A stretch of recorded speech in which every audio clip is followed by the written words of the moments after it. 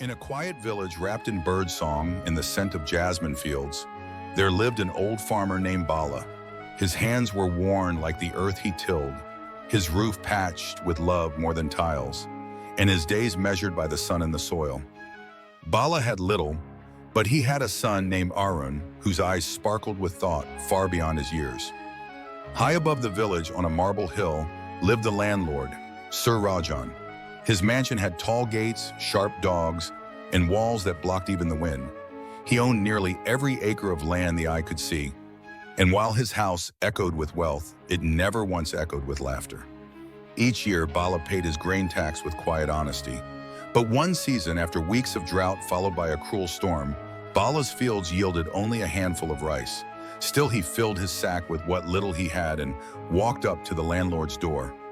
Rajan, dressed in silk and sipping spiced tea, looked down at the sack and sneered. "This is your tax," he laughed. "Even the birds leave more behind." Bala bowed. "Forgive me, sir. The rains came wrong this year, but I'll repay you double next season." The landlord sipped again. "You have 1 week to return with full payment, or your land is mine." Word spread through the village like fire. Some whispered sympathy, others looked away. Bala said nothing, but Arun, just 12, with feet dusty from playing in the fields, stood beside his father and spoke softly. "Appa, let me go to him." Bala hesitated, but something in the boy's calm made him nod. The next morning, Arun climbed the stone path to the mansion. The guards laughed at his bare feet, but let him through, curious to see what a child might say. Inside, Arun bowed deeply. "Sir Rajan, my father is too poor to pay, but perhaps you are rich enough to accept wisdom instead." The landlord raised an eyebrow, amused. "A child bringing me wisdom? Speak then, boy." Arun reached into his cloth bag and pulled out a small, cracked clay pot. Inside was a single rice seed. "This," Arun said, holding it up, "is your challenge. Plant it in your golden garden. If it grows, my father's land is yours. But if it does not, you must forgive our debt." Rajan laughed heartily. "A simple game, very well."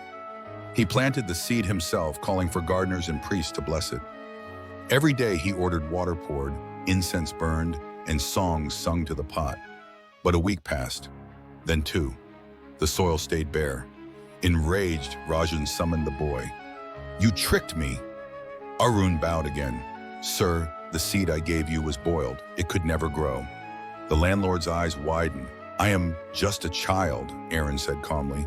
"Yet you, with all your power, were so eager to prove control that you forgot the nature of things. A boiled seed bears nothing. Just like greed, it may be dressed and honored, but it gives no fruit." Silence fell. Even the birds seemed to pause. The landlord for the first time felt small. He turned to his guards and said, "Let the debt be forgiven." Then to Arun he asked, "Who taught you such thinking?" Arun smiled. "The same land that feeds you, sir, but we listen closer to it."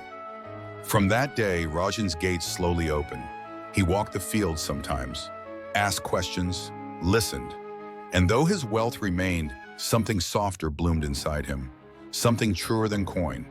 And as for Bala and Arun, they kept farming, hand in hand, planting not just crops, but quiet wisdom. In a world that often bows to noise, wealth, and power, this story reminds us of a deeper strength, the power of quiet wisdom. We live in times where cleverness is loud and greed wears many robes, but sometimes the clearest truths are whispered from the simplest hearts. Like the boiled seed, not all that is dressed in beauty can truly grow. And like young Arun, when we choose calm over conflict, truth over pride, and insight over imitation, we plant seeds that change more than fields. So in your own life, listen closely to the soil of your soul. You may be wiser than you think.